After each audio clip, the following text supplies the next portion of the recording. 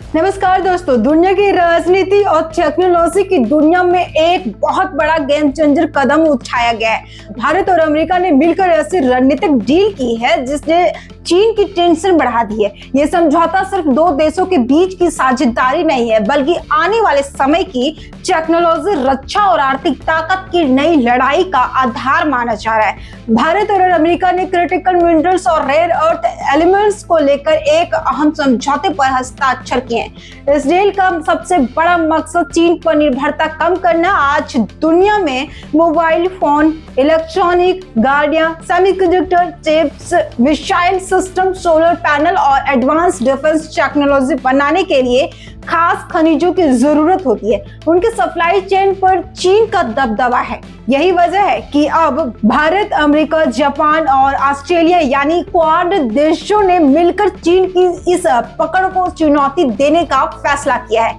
ये समझौता क्वाड देशों की बैठक के दौरान हुआ है, जहां भारत के विदेश मंत्री एस जयशंकर और अमेरिकी विदेश मंत्री मार्को रूबियो मौजूद थे। समझौते के बाद एस जयशंकर ने कहा कि भारत और अमेरिका मिलकर महत्वपूर्ण खनिजों की सुरक्षित सप्लाई चेन तैयार करेंगे ताकि भविष्य में किसी एक देश पर निर्भरता ना हो। उन्होंने कहा कि यह फैसला सही समय पर लिया गया है, बेहद जरूरी कदम है। वहीं अमेरिकी विदेश मंत्री मार्को रूबियो ने साफ कहा है कि भारत और अमेरिका जैसी बड़ी अर्थव्यवस्थाएं अपने भविष्य को किसी एक देश के नियंत्रण में नहीं छोड़ सकती है। उनका इशारा सीधे तौर पर चीन की तरफ था। दरअसल आज चीन दुनिया में रेयर अर्थ मिनरल्स की प्रोसेसिंग और सप्लाई में सबसे बड़ा खिलाड़ी है। अगर कभी तनाव बढ़ता है या युद्ध जैसी स्थिति बनती है तो चीन इन खनिजों की सप्लाई रोककर दूसरे देशों की टेक्नोलॉजी और इंडस्ट्री को नुकसान पहुंचा सकता है। यही डर अब अमेरिका और उसके सहयोगी देशों को एकजुट कर रहा है। अब बात करते हैं कि आखिर ये क्रिटिकल मिनरल्स इतने महत्वपूर्ण क्यों हैं। तो दोस्तों, इलेक्ट्रॉनिक व्हीकल यानी ईवी बैटरियों में लिथियम, कोबाल्ट और निकल जैसे मिनरल्स का इस्तेमाल होता है। मोबाइल कंप्यूटर चिप्स के लिए रेयर अर्थ एलिमेंट्स जरूरी होते हैं।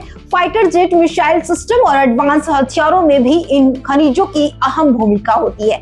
यानी आने वाले समय में जिस देश के पास खनिज की मजबूत सप्लाई होगी, वही टेक्नोलॉजी और रक्षा क्षेत्र में सबसे आगे रहेगा। इसी वजह से क्वाड देशों ने अब करीब 20 अरब डॉलर यानी लगभग 1.91 लाख करोड़ रुपए तक का निवेश का बड़ा प्लान तैयार किया है।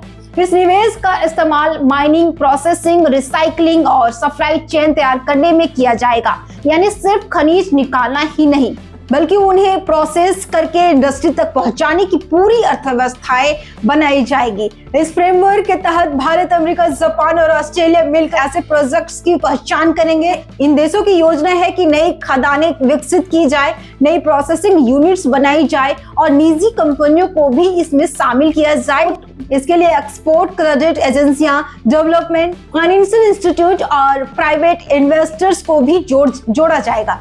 सरकारें गारंटी, लोन, सब्सिडी और बीमा जैसी सुविधाएं देकर इन प्रोजेक्ट को सपोर्ट करेगी। इतना ही नहीं, क्वाड देशों ने ई कचरे यानी ई वेस्ट से भी महत्वपूर्ण खनिज निकालने पर जोर दिया है।